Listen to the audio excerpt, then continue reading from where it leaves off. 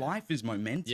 You know, and you got to get it on your side quick. For sure. You know. Yeah. Anyway, how you been, Ethan? It's good to have him on the show. Yeah. What's going on? Even ChatGPT, like, yeah, it's great, but it's also just making people dumber. People aren't reading. People aren't learning. You know what I mean? Like, if I need to know what 8 times 8 is, I'll just go ask ChatGPT. If I need to know what the answer to this English question is, I'll just ask that. So it is a bit of a sad world. This is what I'm saying. Is this not code red? This thing came out 2 years ago, and there's a noticeable change in my life. And I think I think people would be able to admit that they do use ChatGPT for a lot of things and have started relying on it. For sure, right?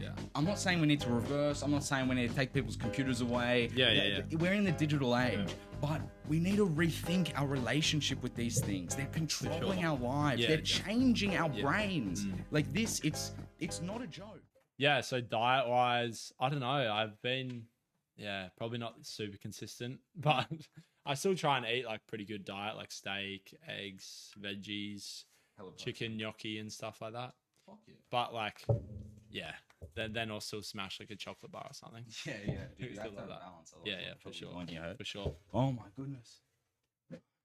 Carl, let me know if that sound is good or bad. I think the angles are good, but we should be good. Yeah, no, like my diet, it's like every year I go through like a bit of a journey with my diet, and I feel like it just gets better every year because I just learn more, I figure things out, people influence me. I'm like doing different things. Maybe I'm training differently, so the necessities of my diet are different. And you just evolve over time, And I can see where people like you can see the extreme ends of the spectrum. And a lot of these people who are on the extreme ends of the spectrum are like carnivore diet, or even people who are like, super fat. It's like the people who are just like they're in that zone because they've just gone down the path for so long. So many years have led to one thing to another.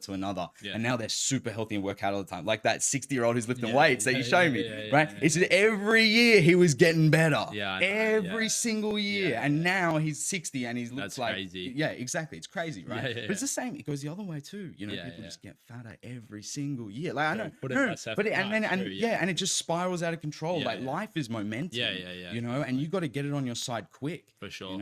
Anyway, how you been, Ethan? It's good to have him on the show. What's going on, Carl? Everything good? We set up. The audio's good. Oh man, we're rolling. But yeah, dude. We met at the gym. So diet, exercise. Who's that? Oh, that's my brother. He goes to G Fitness as well. But how'd you get into training? How'd you get into working out? I've always been a pretty keen surfer. Like always done nippers. So never really like was into like my rugby or soccer and stuff. But I don't know. Just got into it. Started 2022. My brother, Finn, and my mum, they were going to G Fitness. So I was just like, I may as well join. And then from there, just been into it. Haven't been super consistent the whole time, but like still tried to like stay somewhat consistent, go a few times a week. But no, that's how I got into the gym really. Is the program anything specific or is it just... I kind of like...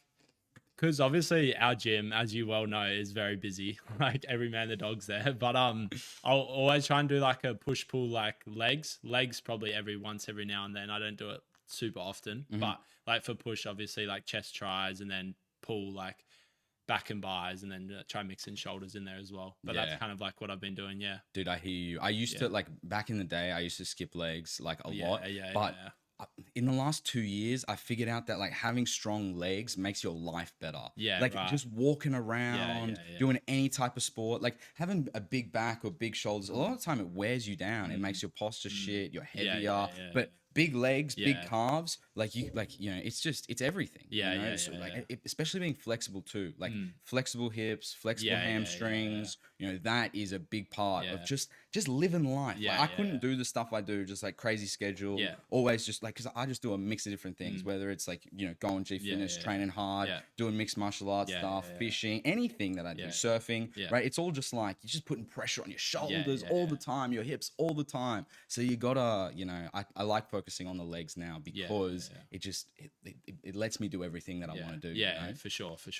So you're telling us what does the diet look like? Do you take any supplements today, like creatine and stuff like that? I take creatine, still probably not as much as I should be. Like I'll still try and take that probably 2 or 3 times a week, I Yeah. reckon. But say I train like 4 or 5, I'll still probably only take it 2 or 3. I need to be more consistent. Yeah, take protein powder. Other than that, not really. I've never really been into like pre-workout. I took it like once, and I remember I was like jittery till like 2 a.m. I took it at like 4 or 5 p.m. and I was just like, I can't do that again. Dude, I cannot was do that again. addicted to pre-workout for like Really? a year and a half. Yeah. This is what I tell people. You want to get jacked? Yeah. Get you a big thing of pre-workout and have it every day. Safe and go to the just gym every smash day. it, And yeah. you will literally get addicted Yeah. to the pre-workout, Yeah. which will make you addicted to the gym. Yeah, and you'll just work out, you'll train. And if you've never really trained before or you're kind of just starting to get in shape, it'll work. It comes at a cost. Yeah, You know, it caffeine, does. who knows what's going on, especially in yeah. especially in these like powders and sugary things, like who knows what's going on. it could be But anything. for a year and a half, like probably 5 times a week, You just smash it. slamming pre-workout and going to the gym and training like as hard as I could. Really? Yeah, like training hard. Like, dude, I was at uni. I wasn't doing anything. Yeah. You saw where I live. I live 2 seconds away. You know, it's kind of like, what else are you gonna do? Yeah. That's good, bro. How did you like? What was the motivation behind going to the gym? Was it like, I want to look better, I want to move better, I want my quality of life to improve, longevity. What was the motivating factors for you? Well, like the first motivating factor was, as I said, because my mum and brother went there. So that was like in like January, I started 2022. And then I just kind of got into that mood and I was like in that phase and I was like, all right, I just got to like push it and like, you know what I mean? Just pump it. My villain arc. No, I'm kidding, We've all been there. You know what I mean? Like that was probably one of the biggest drivers. Everybody at the gym knows exactly what you're talking about. Yeah, for sure. No. It's real. That motivation drives you to change your life. Yeah, it low-key does. It does. It's an important part of growing up. 100%. You know, Yeah, like for sure. it's even like this doesn't, you know people who are like high school sweethearts. Yeah. And like sometimes they don't have the same dog in them as Yeah, someone who's yeah, been yeah, through some hardship. Crap. You know what I mean? For sure. And hardship can come in a lot of different forms. But when you're 18, 19, 20, breakups, relationship troubles, drama, that's classic. Like almost every kid's going to go through that. Yeah. Right. So it's an important part of growing up and understanding other humans and your sure. interactions with them. Yeah, and sometimes if you get lucky, you find someone awesome, like straight away, can kind of shelter you from that world and you never develop like, a side of you that can handle yourself in those situations. Yeah. How do you feel like you do with that? Like, do you think about like the thing we have like on this show, we talk about psychology, philosophy. Do you analyze things in that way? Or are you kind of just like, I'm just surfing, I'm just gymming, I'm chilling out, life is life, I'm doing my best? Yeah, I don't know. Not really. Not really. I probably should be. I mean, I've got a very pessimistic view of like the world and how the world's going and stuff. Like, obviously, we've spoken about AI before and stuff like that. But like, I don't think I think like too much about stuff. To be honest, but you can get caught up in it. Yeah, you know what I mean. you don't want to think about that stuff. You want to be a doer more than just because you can just reflect all day about the past, about what's going on, about like what's going to happen in the future. But you kind of got to live in the now. I do see these videos on my like Instagram and it'll be like thinking about the past or like getting older and stuff, and I do like reflect upon that and I'm like, oh, like maybe it's time to like lock in and stuff, but then at the same time, like we're still young, you know what I mean? Like we're so young. We act like we're like 45. Like I see these videos, I'm like, I'm acting like I've got 4 kids and a mortgage. Like dude, when you catch the E65 in the morning, the 165X, right? I'm like, it feels like I'm done. Adult, I'm like, I'm done. Dude, I was thinking about this today. Like, do you think when do you think juniors are sort of going to be eliminated? Because we're young in the game. Like, you're 22. Turned 22 like a week ago. Yeah. I'm 23. Yeah. Young in the game. Yeah.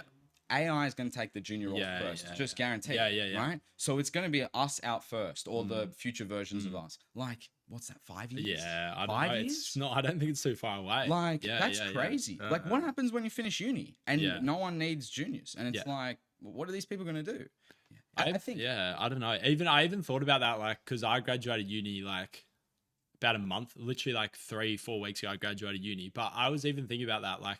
Now I've got tens of thousands of debt, which is fine. But then it's also like, what's uni going to be in like 5-10 years? You know, like, will uni even exist? Like, I've just gone and spent all this money on like a degree that probably won't even matter because there's all these AI tools and chatbots or whatever. But Yeah, no, I don't know what the world's going to be like. To going back to what you said, like it's a scary thought, but I try not to think about it too much because there's so many things that are wrong in this world. So I just try not to think about it too much. Did you see Albanese forgive the 20% I saw of the that student debt? 20%. Yeah, I'm gonna get that. Great. For, Yeah, like, you know, yeah. for me, for an average kid, if you've got 50k, Yeah. that's 10k That's a off, lot. you That's know? a lot. That is Like actually that's a lot. essentially what I had. I've paid a bit off. I probably got 40 now, so that's 8. Yeah. That's fantastic. It also makes a huge difference on your repayment amounts as well, like per fortnight. Yeah. Because like at the moment, I actually got a new job recently, but I've noticed it like so much more. With like the fortnightly repayments are like quite a decent amount. Do you know what I mean? And you're only really paying the interest plus a bit of principal because I obviously have quite a bit of hex debt. So yeah. Yeah, it's a weird system, and Yeah. obviously people like us that have hex debt benefit from this. Yeah, of course. Right, Yeah. but you kind of look at the policy and go, is this fair to someone like Kyle, Who's our age, paid it off, or... right? Who doesn't have a hex debt bill? Right. I just no, but listen, in this grand scheme of things, right? I just got a free $8,000 because I have a job that like after I graduated uni, I was able to get a better job, right? After you graduated high school, you were able to get an apprenticeship and get a job. So we both lived the same pathway, but because I went to traditional uni, I just saved $8,000, right? Yeah, it's kind of like it's kind of not really fair.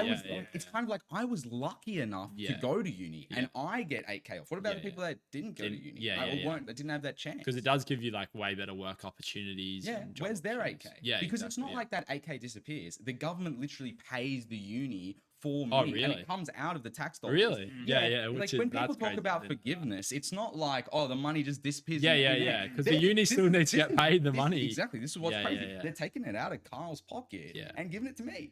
Like at the end of the day, right? That's what's happening because it's not like it's not an equal system. And I think debt forgiveness, the uni system is so. We talked about it on the show 2 episodes ago. It's so crazy. The prices are so high. I don't think a 22-year-old, 23-year-old should be loaded up with 50k, 100k, 150k in debt.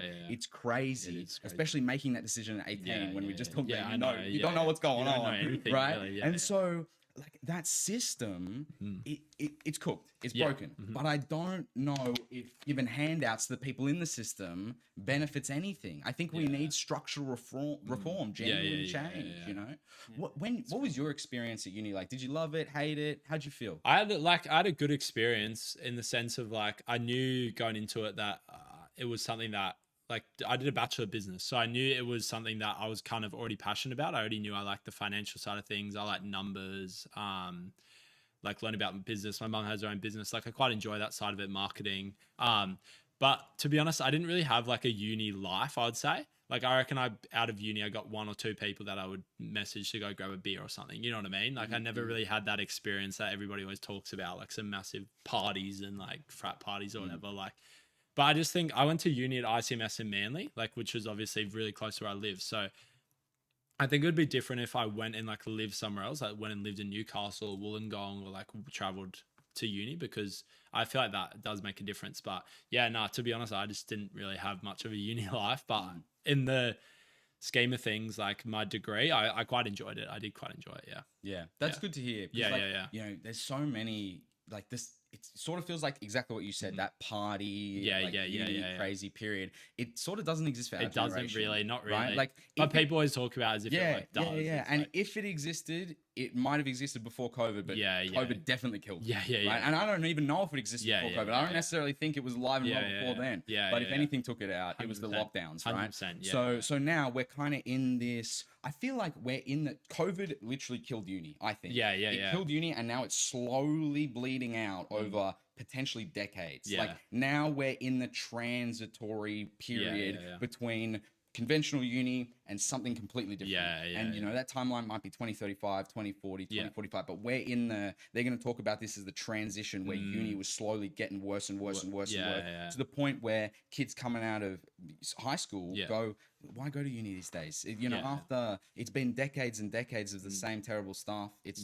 not getting any better. And then that's when the general population switch on, that's when it'll really collapse. Definitely a scary thought as well. Like people are just going to come out of high school, not even be talking to each other, and like with AI coming about, social media, like people are already so distant from each other, and I just think it's going to be a scary scary thing. You are pessimistic. I can 10 hear it years, in I your know, I voice. know, and I You're know, like, I you're know, like, I damn, know. bro, we're all just gonna be looking at our phones forever. We're done, bro. We're Dude, done. Don't make We're done. don't make me feel like that, I because know. it's true. I know, dude. bro. It's true. I know, I And there's know. nothing we can do about it. I know, There's no voting. There's no Yeah, referendum. There's no nothing. This AI technology is going to get better and better and better. And for what motivations we don't know. Yeah.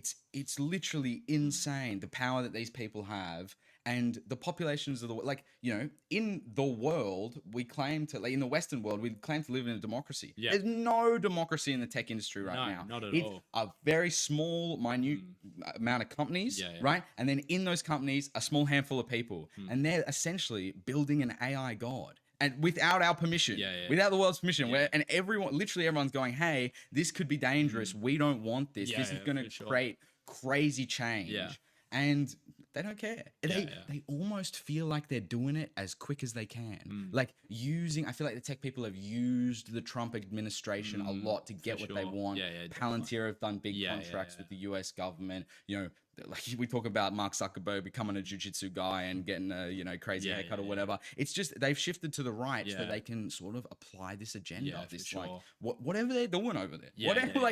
And you know, we've literally seen the impact that technology's had. You know, we like in our own lives we've seen it. We understand what's going on. This isn't like, oh, we don't know the impact of technology, we'll have to wait and see. It's like, nah, look at the track record. It's only gotten worse. And I think it's only gotten worse for young people especially. Yeah, for sure. Well, that's why I definitely have like a pessimistic view even about AI, for example, because for me personally, I mean, I know you're pretty similar. I just don't see what really can come good of it. You know what I mean? Like even ChatGPT, like, yeah, it's great, but it's also just making people dumber. People aren't reading, people aren't learning. You know what I mean? Like if I need to know what 8 times 8 is, I'll just go ask ChatGPT. If I need to know what the answer to this English question is, I'll just ask that. So it is a bit of a sad world and reality that's going to be coming up. Yeah. No, it's over. Yeah. Because it's over. It's over because me, who is sort of opposed to this AI stuff, if I face anything in my life semi-complex and put it in the AI, like genuinely, right? And I'm like, if it's a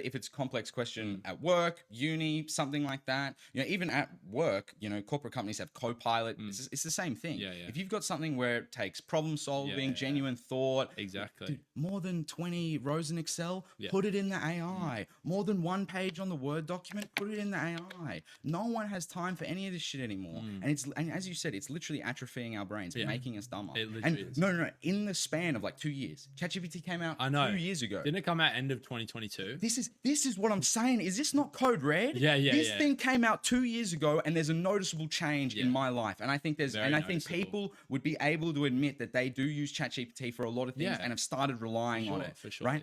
2 years. Yeah, I know. They're talking about decades worth of change, right? What's going to happen in 10 years? Oh, yeah. What's happening in 20 years?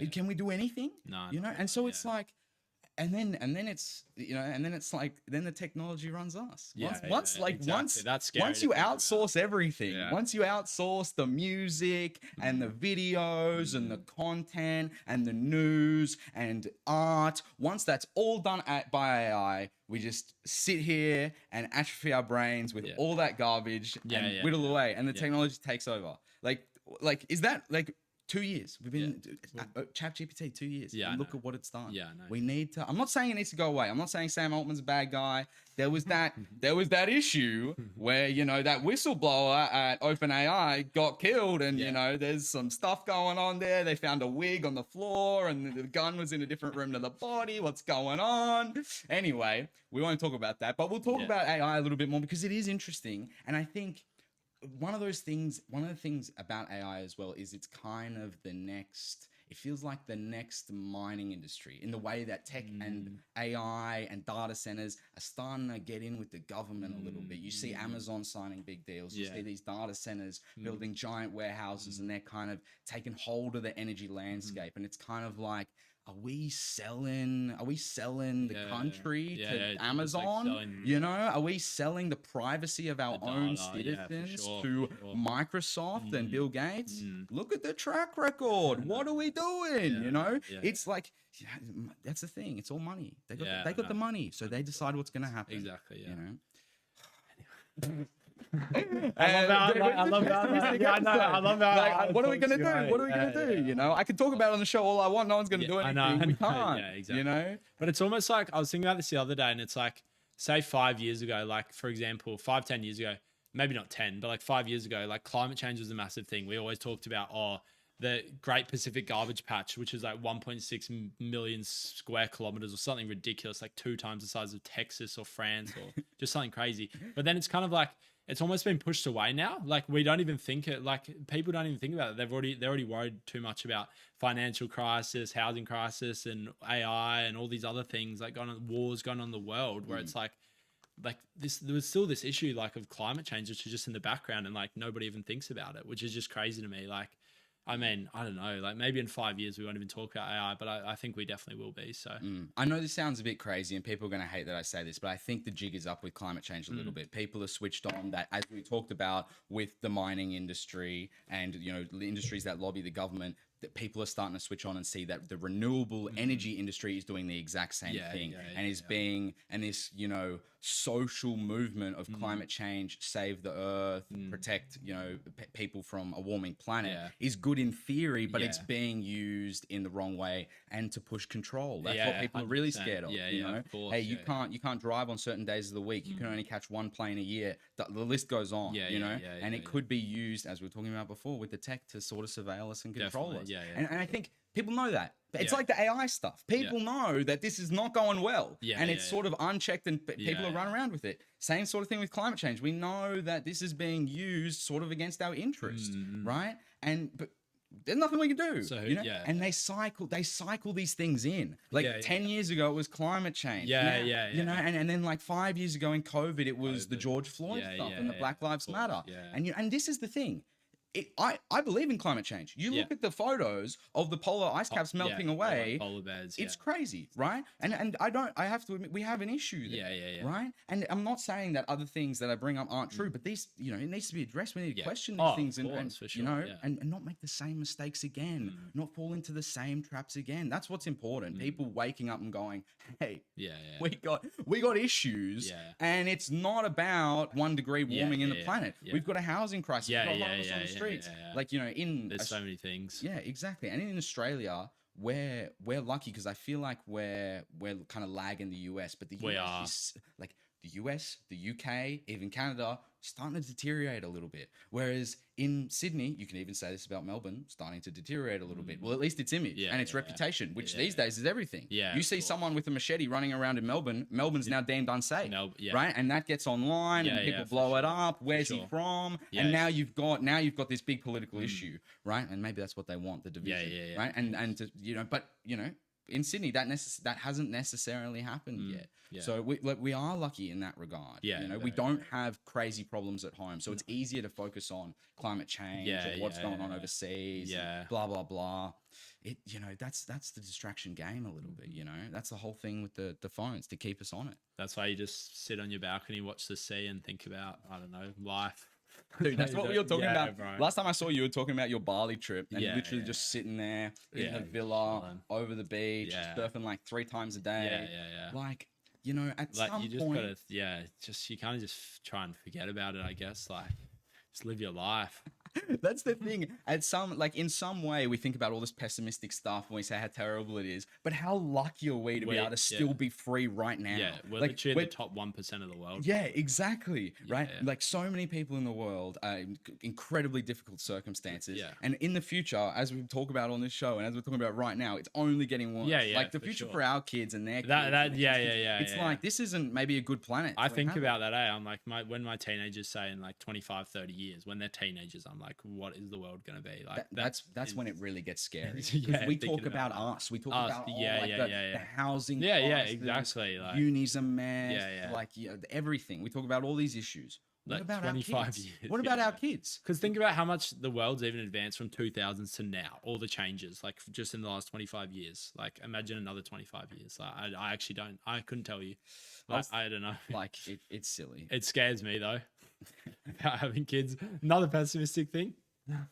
I think having kids is important. It is. Sure. It is. Yeah. Yeah, but it does scare me. For sure. It has to. If it doesn't scare you, you're not taking it serious, you know? I think for me, it just scares me so much financially, and then obviously all this other stuff going on. I'm just like, oh, I just Financially, it's it'll not gonna like, be good. it's easy to say this, but it's sort of just like, it'll just work itself Well, out, that's you what know? I was actually speaking to my manager about this really randomly, but he was just like, yeah, he said that he's like, you don't even think about it, you just get on with it. You know what I mean? Like, even if you're struggling or doing whatever, not that he would be struggling anyway, so easy for him to say, but like, It's yeah, so like, tough. Because you see people you just on the get on with it news. though. Yeah, like you see people on the news talking about like, you know, because I saw interviews they were doing the other day for why people aren't having kids, and Yeah, it was yeah. all financial. Yeah, the yeah, couples yeah, were yeah, saying yeah. like, we want to have kids, Yeah. but we literally can't afford to. Can't, And yeah. yes, I agree. There's like, you know, there's problems in Yeah, the yeah. economy, in wages, in Yeah, yeah. dollar, everything. Yeah. Right. We can all see that. Yeah. But I think. And side of the argument has to be, we just need to grow up and we just need to have kids. Yeah, yeah. Like, because your life sort of like, I know, like for some people it's not possible. Like they literally can't spare a dime. Yeah, Like they of can course. barely Yeah, survive yeah, themselves. yeah. But you know, some people in this interview, they look like they're doing pretty well. They yeah, had a nice yeah, yeah, handbag, yeah, nice yeah. jacket, Yeah, talking yeah. about you can't have kids. And it's like, if this is the mindset, because on the news you see housing crisis, inflation, Yeah. things are expensive. You go to the supermarket, a Yeah. packet of Tim Tams is $12. Yeah, yeah. You're like, bro, I can barely sort myself Yeah, yeah, out. yeah. How am I going to support somebody Child, else, let alone a yeah. full family? For sure. Yeah. So, you know, I agree it's hard, but I also agree, you know, we sort of have to just push through it. And just because, like, that's sort of my perspective. You look at what's going on in Japan, you look at what's going on in the West. Like, I think our last fertility rate was like 1.4. Yeah, right. That's not good. No, you know, it's that's not good at it's like it's not above, it's well below replacement rate. Yeah, yeah, And if we get like in 5 years, if we're down to 1, it's over. yeah, Like we're gonna have population collapse, jobs are gonna go, industry. Well, if you know, AI might resolve all that for us, but who knows? You know. Anyway, I wanted to ask you, how's your surfing going? It's going well. As you know, I'm like pretty recent in the surfing Yeah, game. yeah. You know, I've been surfing maybe a year now. Are you- Well, actually, are you- even less. Are you being consistent with it? Or I have. You have been? Yeah, Really? super recently. I had some time off because my shoulder has just been killing me. I just overdid it. Like in the span of like 2-3 weeks, I was just boxing almost every day, surfing almost every day. Oh, really? Like yeah, just pushing limits, you know, and just not eating right and just overtraining. Really was what it was. Still lifting weights, everything. yeah.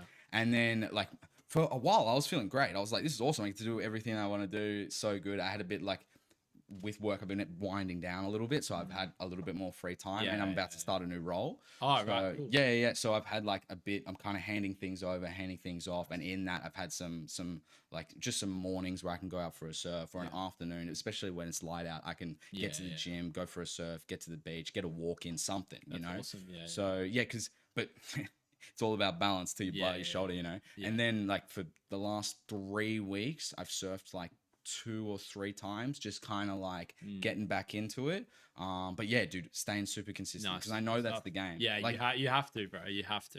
Like, it's the game. yeah.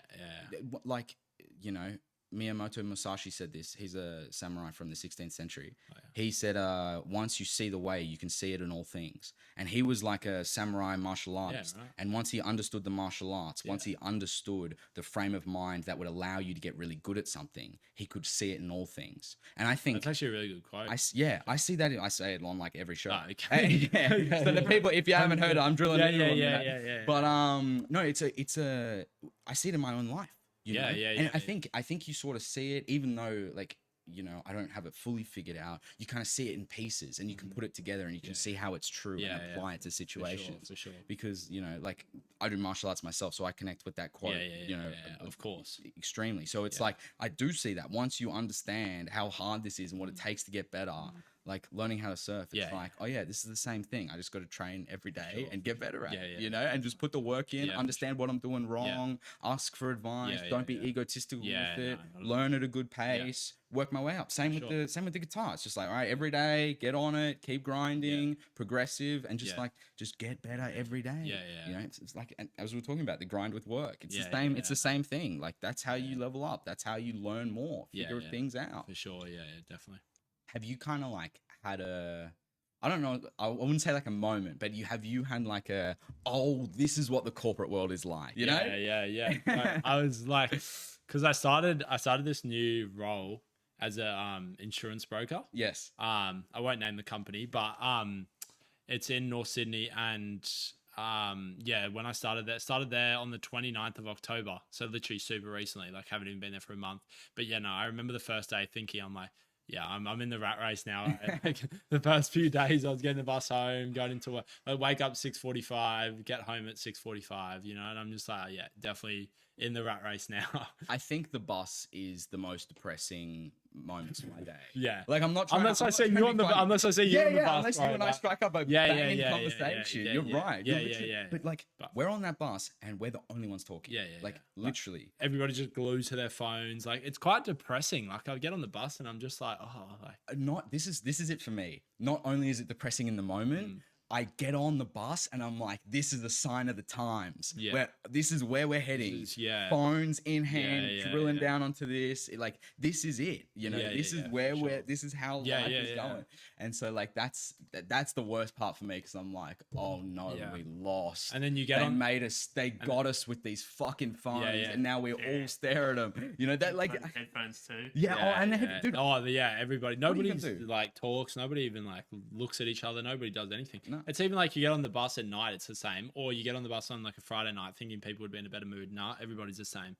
You know what I mean? Like nobody. I think it also is a bit of a show to humanity. It's also this is also very pessimistic. I hate being pessimistic, but it's also a bit of a show of like how selfish humanity is as well. Like we're becoming so like just me, take. Like nobody really cares about each other. Nobody cares about letting an elderly woman sit on the bus. Like I see it all the time. Like, yeah, like I'll like not trying to be cocky or whatever, but I'll be like, hey, take my seat, you sit here, whatever. But then there'll be just so many people that don't do that or just glued to their phones. Like, yeah. And you know yeah, what I think it's which crazy. is crazy too? It's not that people don't know what the right thing to do is. Yeah, like if you see an old person get on, yeah. everyone knows what the right thing to do is. Yeah. And I genuinely believe that most people want to do the right thing. I think in the environment that we're in with the headphones and the AirPods and the shields, They don't even know what's it's going too on around awkward. them. No, it's too awkward. Right. They don't want to open their mouths because 'Cause they everyone's can't- quiet. Yeah, you don't want to get up and have to move out of the way of someone and get your bag, and now everyone's looking at you. Yeah. People can't handle that. Yeah, in this yeah. day and age, people literally can't handle that. Which is like, wild. Well, that's when that's when you're in the NPC village, Yeah, you know, well, yeah, because you're yeah, like literally. my own fear of being awkward and going against the trend of making a sound or moving on this bus is making me an NPC. Yeah, and then literally. I'm going, everyone's doing that right now. You sometimes feel like you're literally in like a simulation on the bus. I'm like, am I literally in a real world or no? Like, and even like, sorry, this is also being very pessimistic. But did you hear about that that Ukrainian lady who was in the US who got stabbed on the train? You heard about that? Of course. The people knew that she was like crying. Even if they didn't know she'd been stabbed, they could see she was bawling with her hands in her face. And then people just walk off the bus. It's like that. You're like, right. like just You're stuff like 100% that. right. That Like, clip is the personification of what we're talking that is about. ridiculous. That is what I'm trying to say. Genuinely ridiculous. Someone is bleeding out, slit throat, dying. and people are too scared to take off their headphones. And So you're they just like, get up and go. yeah, Like I think one guy helps her out of like six. dude, that's when Like- you go, what did we do? Like, That's what when you did know we do? literally Like, what do we do wrong in this that's, world? no, well, Like, that's when you go technology failed. Yeah, that, yeah, like this 100%. is the evidence. This is the smoking gun of how bad of a failure this has been on society. Yeah. And I'm not saying we need to reverse. I'm not saying we need to take people's computers away. Yeah. We're in the digital age, but we need to rethink our relationship with these things. They're controlling our lives. Yeah, They're definitely. changing our brains. Like this, it's not a joke. It's not Instagram reels funny, haha. Yeah, this yeah. is gonna affect our kids. Yeah. Like it's crazy. It is crazy. And what do you think about the social media ban for 16-year-olds and under? I actually quite like it. I think it's good. I mean, I think they'll probably still just find ways to get around it. Like, I don't think it's going to really do much. Like, I think it's even like the e-bike thing. Like, if they bring in like stricter laws or whatever, like, yeah, it might make somewhat of a difference, but I still don't think it's going to make that much of a difference. Like, kids getting fined or whatever. Like, and same thing with social media. People will find loopholes around it and find ways to get on their phone, go on TikTok. Do you know what I mean? Like, Dude, I don't know. I am shocked that more people haven't died on those e-bikes. Yeah, I'm not trying to manifest something. Don't even get me started. No. But you see, but this is like this is how it goes. Like, you know, like it's not hard to predict the future. a kid with a girl on the back's gonna slide into a car. Yeah. They're both gonna die, and then the government is gonna be forced to put in new laws, make it stricter, and then it's gonna be harder to get an e-bike. But not until that happens, there's not gonna be any change. It's legit. And, They're just and waiting. I know it sounds terrible. They're waiting for the tragedy to sort of happen. There has to be. Because they're riding without helmets. Yeah, yeah. They're going as fast as cars. I see some of them, going 40 kilometers. Yeah, and this the kid on the bike's 11 years old reading a I know, book, and yeah, you're like, what's going on? Like, I can't. Yeah, no, it's crazy. And so you're like, at what point is are they asking for it? Like, what? Yeah.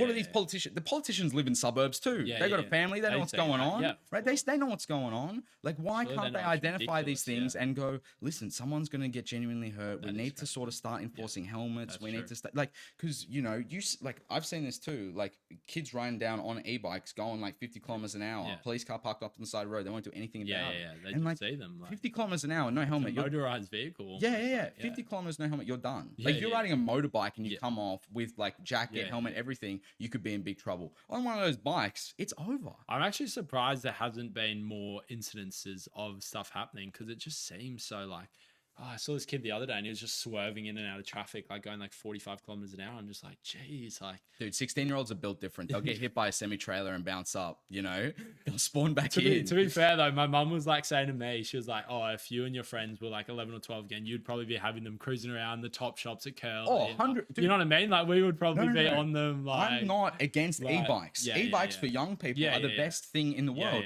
And they allow for, in my opinion, genuine connection, because you're able to go to your friend's house that lives 2 kilometers away, and you can just get on the e-bike and be there in 5 minutes, right? Instead of, let's get on the FaceTime, let's get on the Fortnite, whatever. You can at least you're in the real world. Yeah, exactly. Right? But like, there's no safety precautions. There's no safety. Are ridiculous. This sounds bad because you're kind of limiting it, and people find ways around it. But the ones that are sold, maybe they should be speed capped because they go quick. Yeah, I know. I don't know if they should be able to go 60 kilometers an hour. Like, I don't know how fast they can go. But I've seen them go in quick where I'm like, you crash, you're dead. Like, you crash, you're dead, and you're 12. Well, there's been many times I've been in like a 40 zone. I've had to like speed up past them. You know what I mean? So obviously going 40 something kilometers an hour, which is just ridiculous. That's invention of the century. Why didn't we think of that? Yeah, I know. Dude. When I was like 12, bro, imagine cruising down. Could have made millions. Up the top shops. Oh. Dude, and the writing was on the wall as well, because penny boards were all the rage. Me and my boys would take the penny boards, we'd go down to Brookie Macca's, get a frozen Coke, do a couple laps of netball courts, whatever's going on. Like, that was literally the weekend schedule. That was the before school schedule, everything. And like, dude, they literally could have hit off so big. What are we thinking? It was like, when I was 12, I should have realized this. We're getting more digital. This penny board is going to be a bike with a battery, and we're going to be... You should have invented it. It's like crypto, bro. You should have invested in crypto when you're like 6. Are you a big fan of the crypto? Nah, not really. I don't have any crypto. I've got a few $100s, but nothing serious. Like, dude, a few $100s might be all you need. It might be. That's what I say to people. Just get a little bit. Yeah. It just doesn't. I don't know. I don't know. I think it's just so volatile. It just scares me. Like, anything could happen, really. But I completely understand. It's pretty insane. Like, how much even Bitcoin has grown since it first started. It's just ridiculous. Yeah, it's ridiculous. Yeah. And I think it speaks, because I'm a big crypto person. Do you have quite a bit of crypto? I got some crypto. Yeah. And like, more than a few $100s. Yeah. Nah, like not a crazy amount. But like, I'm a believer in the technology. And I have been for a while. Mm-hmm. I'm a big believer in the blockchain. I'm a big believer in decentralized money. And more than anything, I'm a big believer that the US dollar is getting weaker and weaker and weaker and weaker. And we've seen that. Like, I think the price of Bitcoin being $87,000, it's had a bit of a fall in the last 2 weeks or whatever. But it was 123,000 not too long ago. Which is, that's what I mean by the volatility. Yeah, and I think that's driven by the technology, the continued investment, the blockchain, etc. But I think that's also been maybe equally in part driven by weakness in the US dollar. And for sure, all the issues going on with the US and its debt, etc. And I think gold has had a similar trajectory in that sort of time frame. Like, you look at gold in since 2022, it's gone from $2,000 US an ounce to $4,000. And it's it's doubled. Bitcoin's done a similar thing. It's gone from like $40,000 now $80,000. And it's like these are hedges. Again, the writing's on the wall. These are hedges against the US dollar. Like, the reserve currency of the world. Like, this is what they're going to say, in my opinion.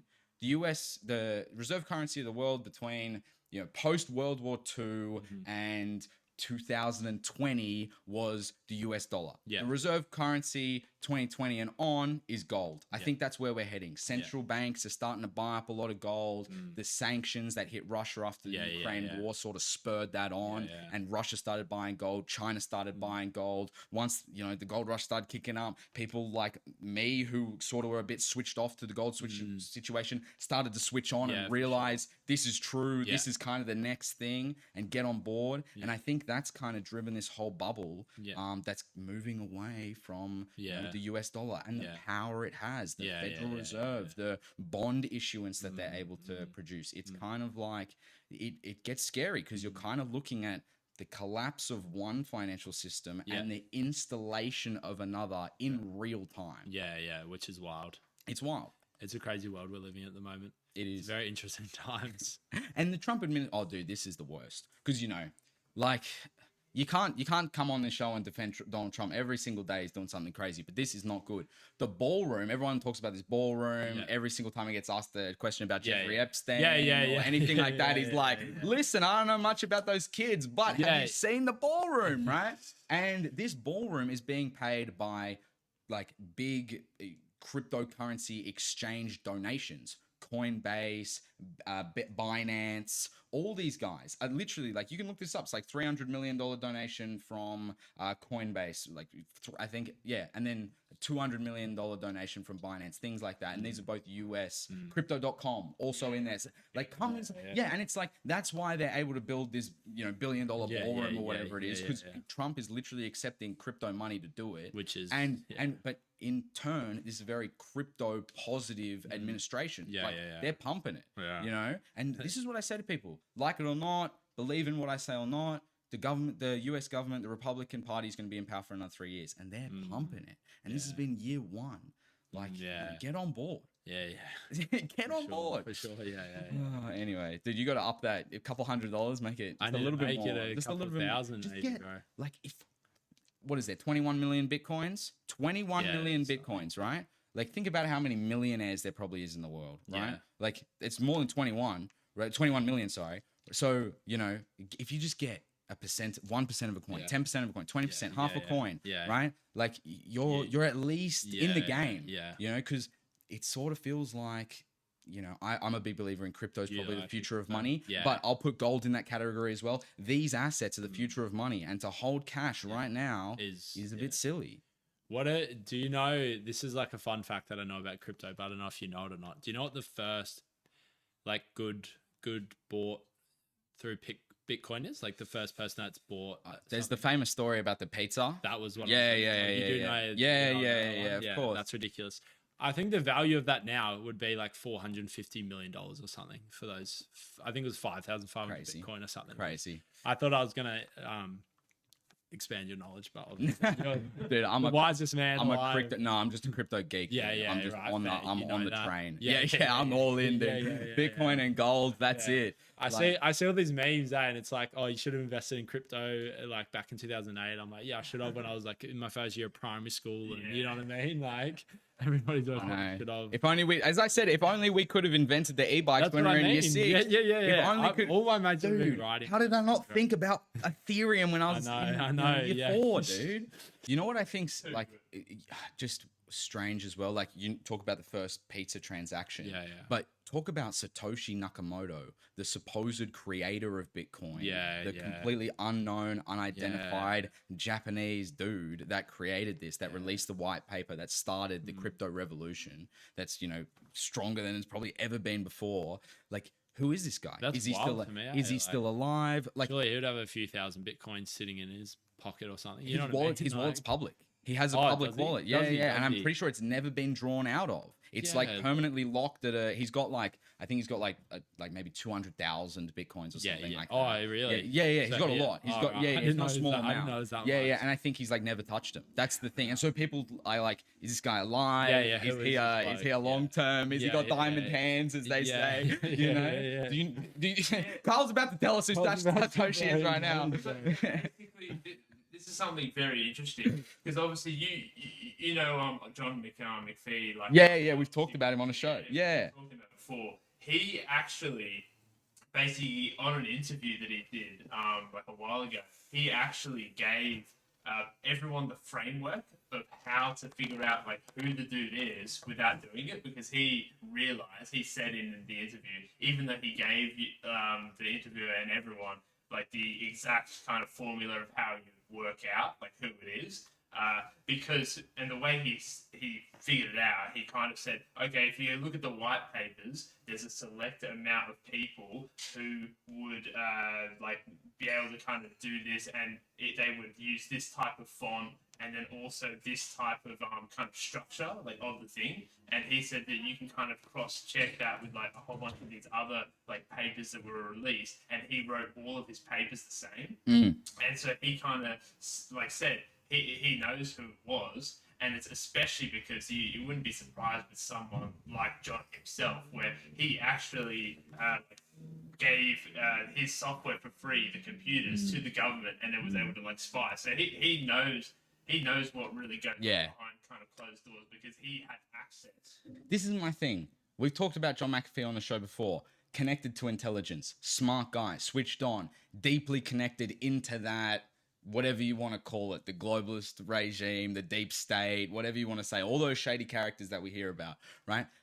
So I agree with you. And I think he definitely has a point. But like, it's not out. Like, people don't know who this Satoshi guy is. And if he gave people the steps to do it, either no one was smart enough to crack the case, or people tried to do it and they couldn't figure out who it is. And like, for me, that leaves a really strange layer of mystery. Like, a bit of a gray area. This is the thing. If I think about my view on a long-term scale and I go, okay, what does this truly mean? I think Bitcoin is the future of wealth storage. I think it's the future of money. It's going to be it's literally transactable gold, digital gold. And unless we get hit by a meteor and all the data servers in the world get wiped out, Bitcoin is going to live on and have value. For sure.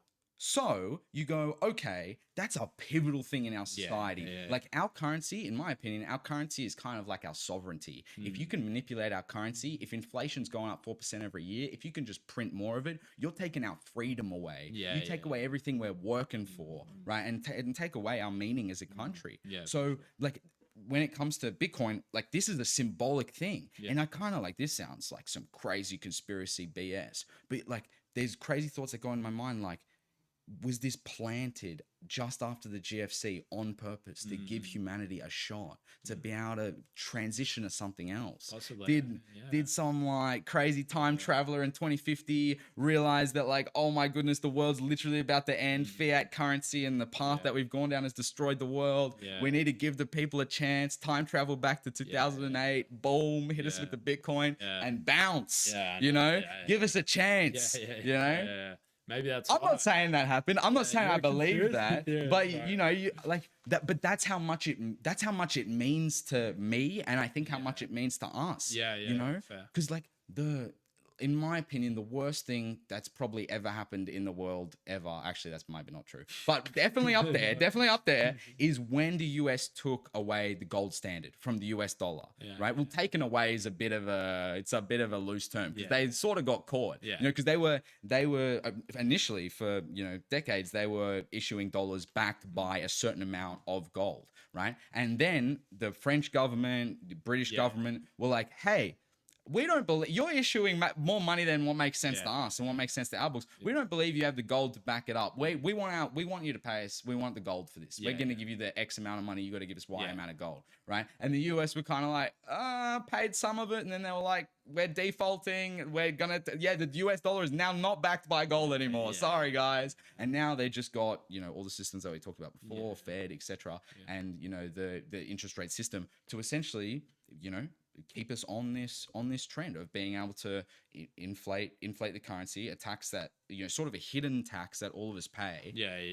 And that's not the case with Bitcoin. That's not the case with gold. That's not the case with silver. Even silver's gone from $30 maybe a year ago to $50. Really? You know, like it's happening, guys. It's like, you know, silver has almost doubled in the span of 2 years. For decades, it did nothing.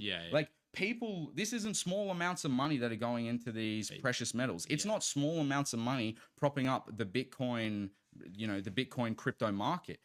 these are people investing that and saving. people are investing for the For future. the future. And the that's what it future is, the future's dark. And dark times require stable, well, I wouldn't say stable because Bitcoin is one of the most volatile things ever, but requires like real limited supply of money. Like gold has a limited supply, Bitcoin only 21 million coins. for sure. Something that has a limited finite supply because the world's only getting crazier and things are only getting more expensive. For sure. Carl, you were gonna say before? Yeah, I was even just going to say, it's interesting, obviously, you mentioned silver, because it's kind of like the forgotten thing. Even Robert Kiyosaki, he talked about silver quite a lot, and people, I think, still haven't really kind of caught on to what he was talking about the fact that silver is actually going to be used in a lot of those chips.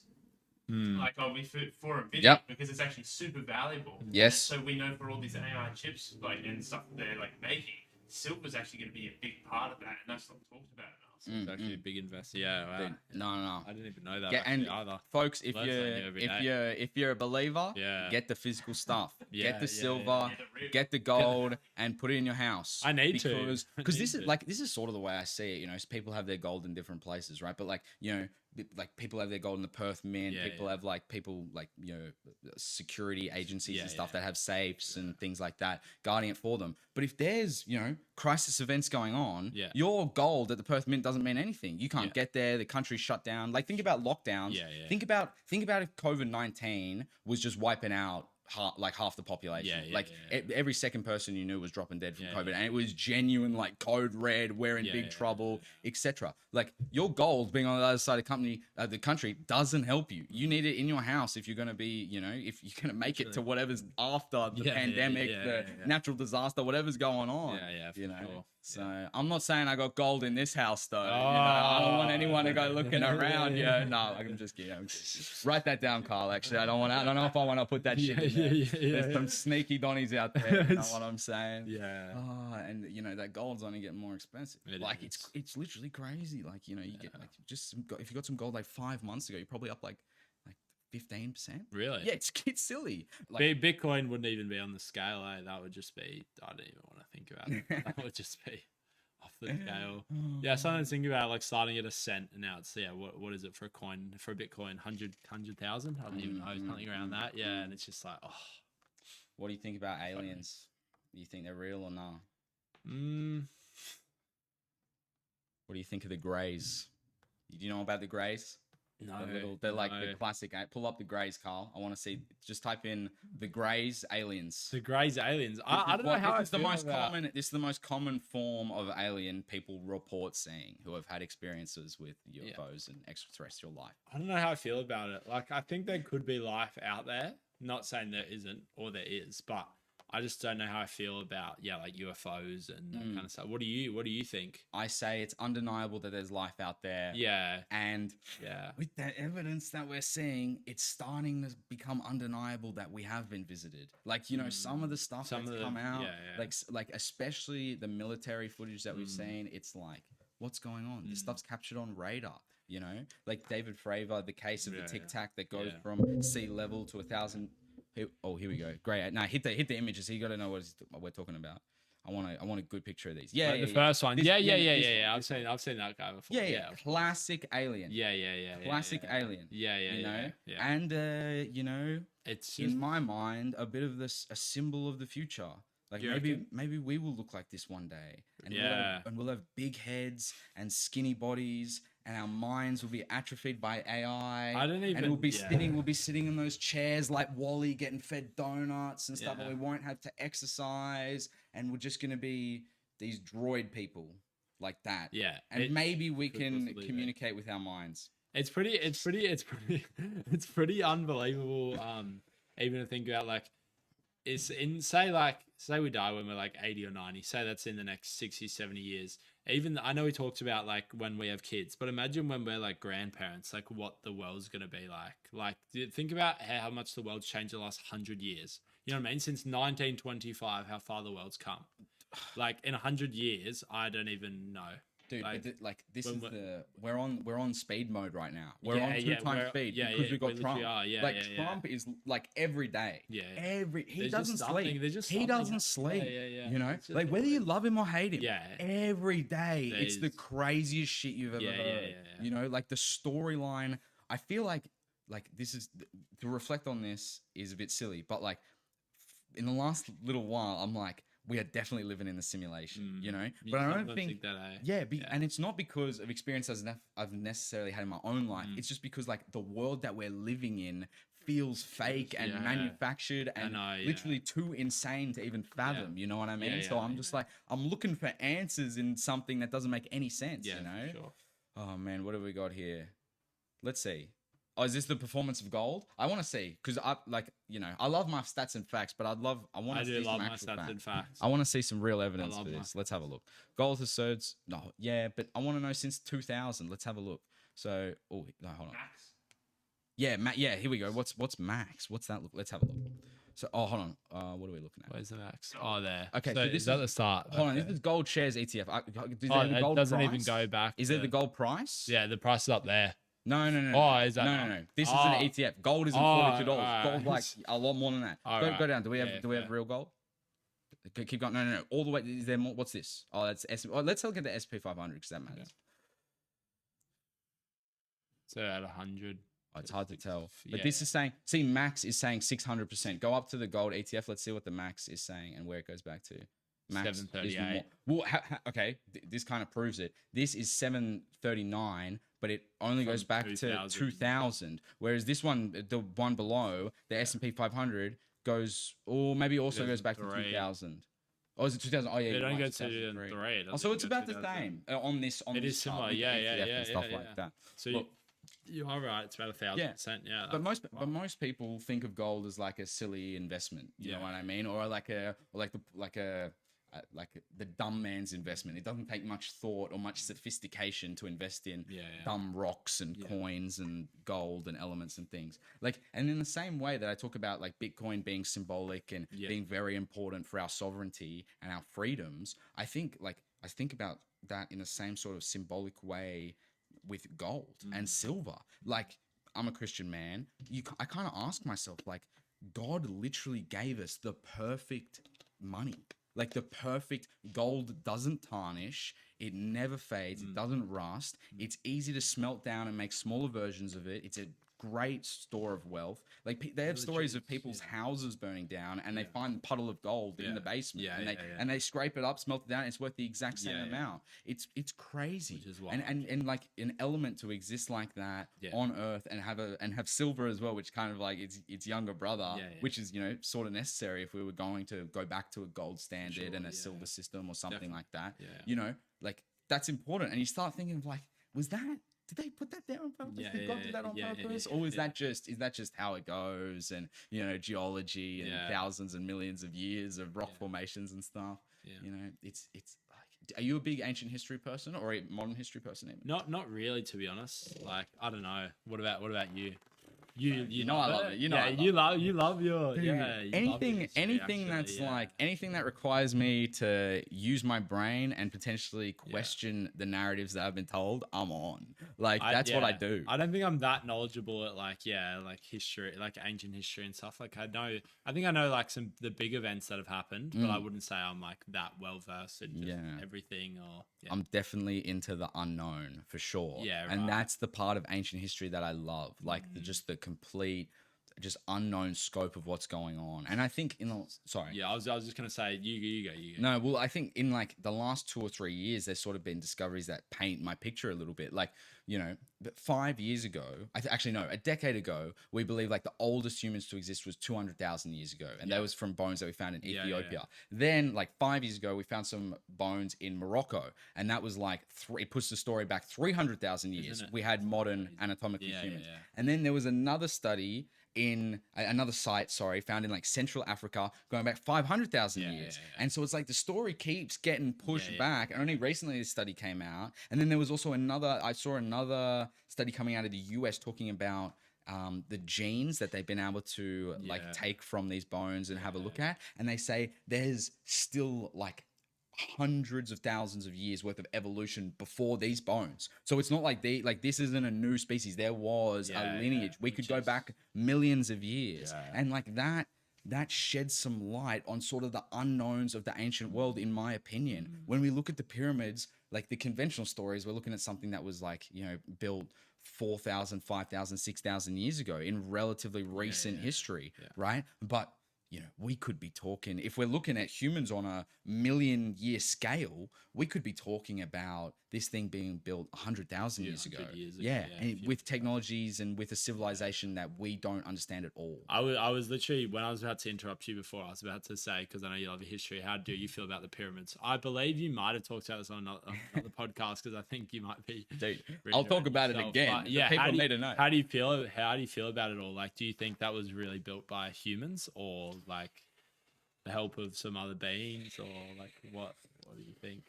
Because like from a practical side of things, a good question. The chance of it actually happening is like almost nothing. Like, do you know what I mean? Like, of actual humans just building it straight up is like in our understanding of reality. Reality, yeah. Like thinking 6,000 years ago. Exactly. If you and I spawned in 1,000 more versions of us, we couldn't build the pyramids. Like there's nothing we can do. So in our heads, we go, that's not possible. Doesn't make any comparison, sense. Aliens.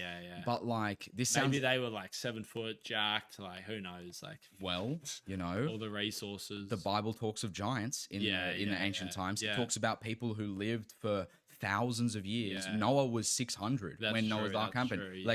In a different time and potentially a different age. Like we don't know how old these stories are. We don't know how old the stories of creation are, and these flood myths that come from all over the world and have resounding themes. Like this ancient, like the Sumerian kings list, the Egyptian kings list. In these lists, they have kings that ruled for thousands of years. Like, and so you go, is this myth? Is this some bullshit they made up and it was all symbolic, or maybe they couldn't tell time very well and years were different back then to what they are now? Or is there something we don't know? And did they have technology that we don't know about? Technology that you and I can't even fathom. That's what I mean. And it has the to be. best, like in my opinion, it's the smoking gun. Pull up the vases that they found in Egypt that are perfectly symmetrical and are essentially, they're not made by hand. They're not made by like conventional spinning a wheel, building a clay pot. They're perfectly symmetrical down to like the nano millimeter. It's really crazy. And these are the smoking gun, that these guys had technology that we don't know about. And they put these vases through studies, and there's like, these vases are a little bit radioactive. This is the one people talk about all the time. Impossible granite vase.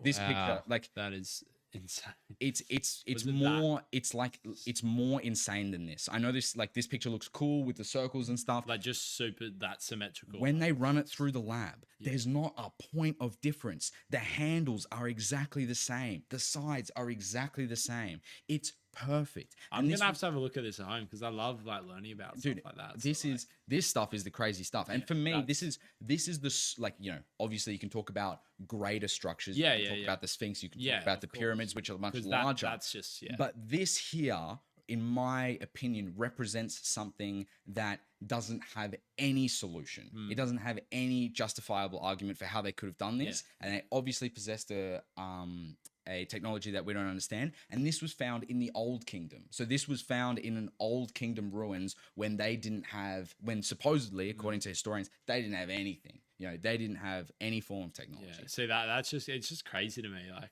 even the thought of the pyramids, like that, the chance of that being built, it's like so small, but like there still is that small chance that it actually did happen. But with that, for example, being built that perfectly, it's like, there's just no doubt in anybody's mind that can't be anything else. Like, you know what I mean? There has to be some kind of intervention or whatever. Like that's just, I don't know. It's pretty crazy to me. Have you heard of the Egyptian labyrinth? I don't think so. No. It's in this place called Harawa in Egypt on the Nile. And supposedly there was this Madahar study in 2008 that's essentially confirmed the existence of this labyrinth, but there's a lot of issues with it. It's kind of like all underwater. There's these dams that are built on there, and they can't excavate it. And this is the craziest shit you've ever heard. No, this isn't a conspiracy. In the Madahar study, they describe with their ground penetrating radar finding an object down there in the labyrinth structure that's a 30-meter long tic-tac looking metallic object. What? Like, that's crazy. Yeah. Yeah, it's in Harawa. And yeah. And Can you pull up the image of that?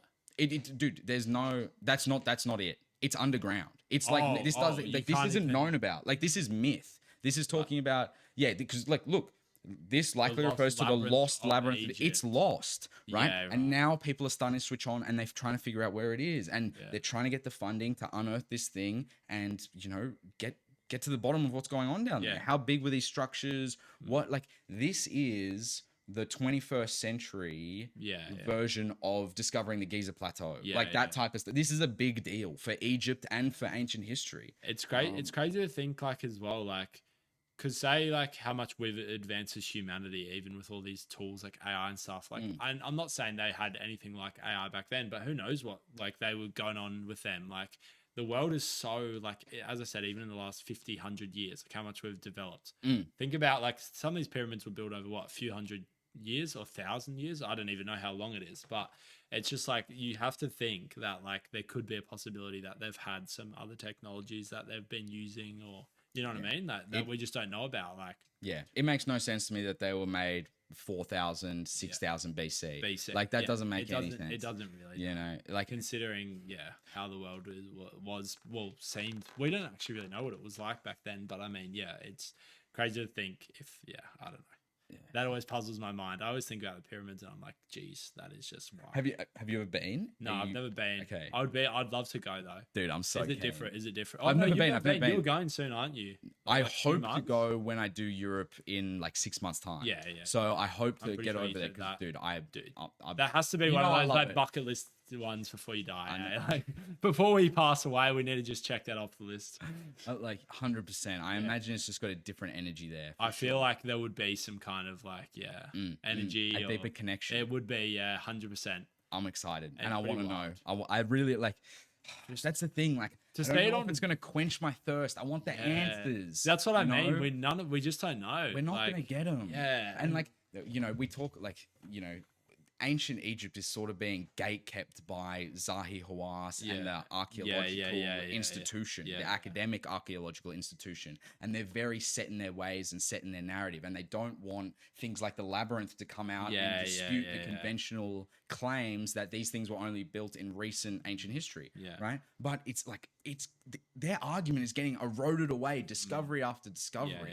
Right. Especially with this labyrinth, like it's the kind of like, what's the word? I know what you're trying to say. it's kind of the but, straw that breaks the camel's back, there it and is, just like the vase, it's kind of like the smoking gun. It is, There's missing parts of our history that we don't understand, and to be so locked into this academic narrative, to this conventional pathway, when there's things that we don't understand, we don't know how they built these structures. We don't even when they talk about Göbekli Tepe in Turkey, like they used to say that humanity only figured out how to build megaliths and have agriculture and be able to have civilization 7,000 BC. And then Göbekli Tepe gets discovered and it gets carbon dated to be much older, like 10,000, 11,000 BC. And then they're like, oh, okay, move it back. 10,000, 11,000 BC is the line. But now it's just like, we just got to push it all back. We don't We know. don't know. We shouldn't. Why are we operating in these silly boundaries? We should be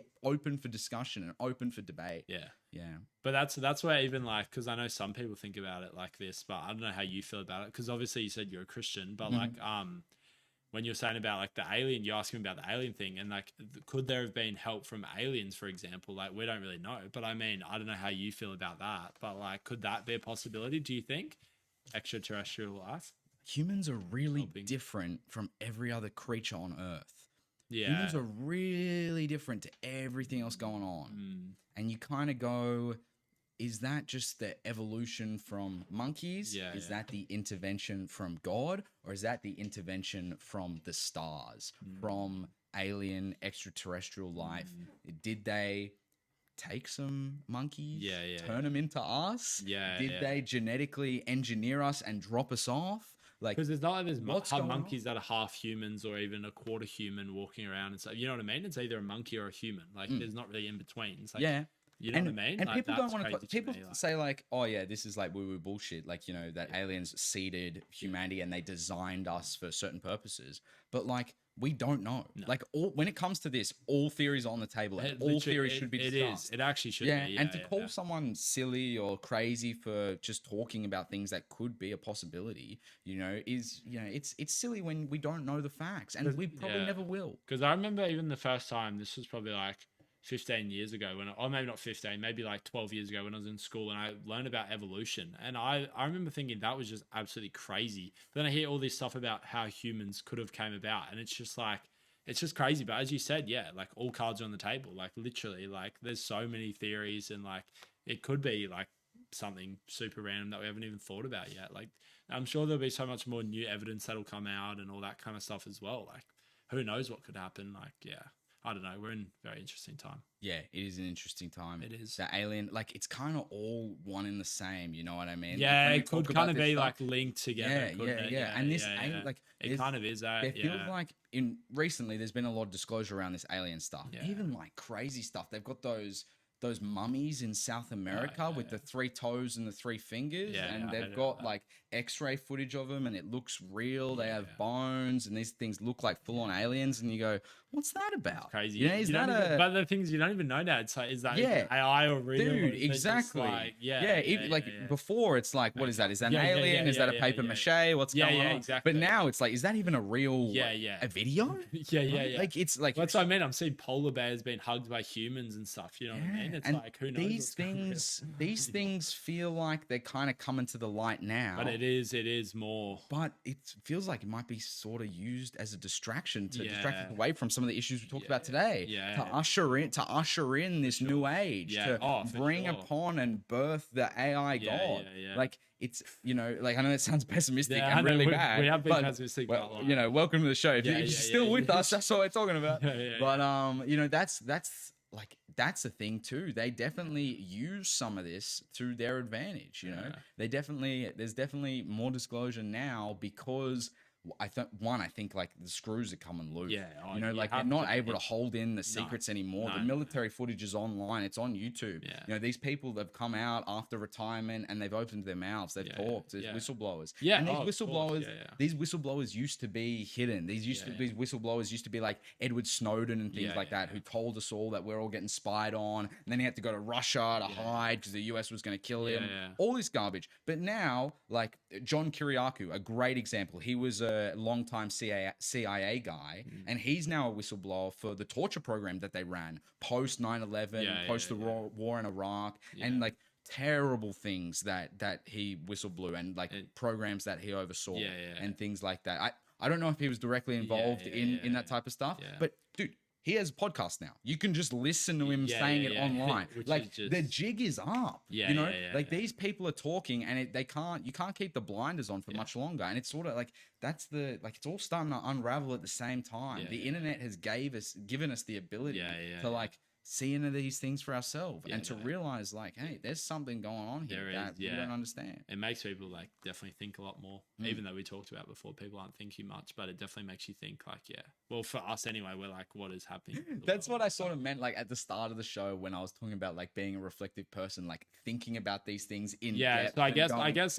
you know what I mean? I probably do. Yeah. And we were looking at it through. I do think about that. Probably, thinking about okay, what does the future look like? How? In that sense, for sure. Like that's like, and that's sort of like that's why I have all these interests and can go down all these rabbit holes. I'm just like that idea kind of feeds all these things. Carl, you were gonna say something just before? Funny sort of interesting point about what you've gone on before, where like and this is just kind of naturally how things like progress just in our world, especially because of how strong the pull of money and capitalism is, where you talk about hijacking movements, right? And that's like the easiest thing that happens like throughout history all the time. Because if you have something that is basically free advertising because people are talking about it, it's a massive movement towards something, which means there's just going to be eyeballs. If you just hijack that movement, then you're going to be able to make the money from basically like all of the eyeballs on there anyway. Because what do you pay for in pay-per-click advertising? You're just paying for people's eyeballs, basically. Yeah. And so if you can basically like hijack like any movement, and if you install like a good sort of system and money model behind it, because it's already getting eyeballs, and that's why a lot of these climate change like sort of stuff gets like hijacked, because as soon as you can get where the eyeballs are going and you just put a little system in there, like a little money model, you just get the free advertising, and it's already getting pushed. It's crazy. That's the thing. Like, I haven't thought about that too much, but like, that's true. That's what's kind of alarming to me. The pushing of such, you know, like the pushing. Like the other day, I saw Sabrina Carpenter is now like the advocate for like transgender women. Pull this up. Right, and it was under really weird context. That makes me sound like anti-trans or whatever. Yeah, but you know, sexist. No, I'm kidding. I'm kidding. I think people should have ultimate Misogynistic. freedom. I think people should have ultimate freedom and do whatever they want to do. You get But why is Sabrina Carpenter openly, publicly saying I'm pro-transgender? This is the movement that I'm supporting. This is my brand. Yeah, like, is she doing that because she wants to, or is the industry sort of making her do it? And it feels like they're sort of pushing these things. And we've talked about them pushing. We've talked about the influence of rap music and hip hop and how that was used to push certain things. There you as go. well. You're right. Scroll up to the top. Carl. Yeah. See that. What did she say? Showing strong support for the transgender community. In trans we trust. It's over, folks. It's over. In trans we trust. Good night, everyone. Dude, no, this has been a good show, for real. This has been good. This has been a good time, Ethan. You and I, it's always a good yarn. Pleasure. It's good to get those convos off the bus. You know what I mean? Yeah. Get them on the bus. No, it literally is. I know. That's why I knew today. I was like, I gotta get my tinfoil hat on right now, because this is gonna be AI. This is gonna be digital. This is gonna be everything. I always say to you, I'm like, I don't want to take too much of a pessimistic view the whole way on the bus of the way in. We're like AI this, AI that. I'm sorry to everybody out there, but yeah, no, we had a good time. Dude, we always do. We always do, man. Thanks for listening, everyone. Thank Catch you you. next time.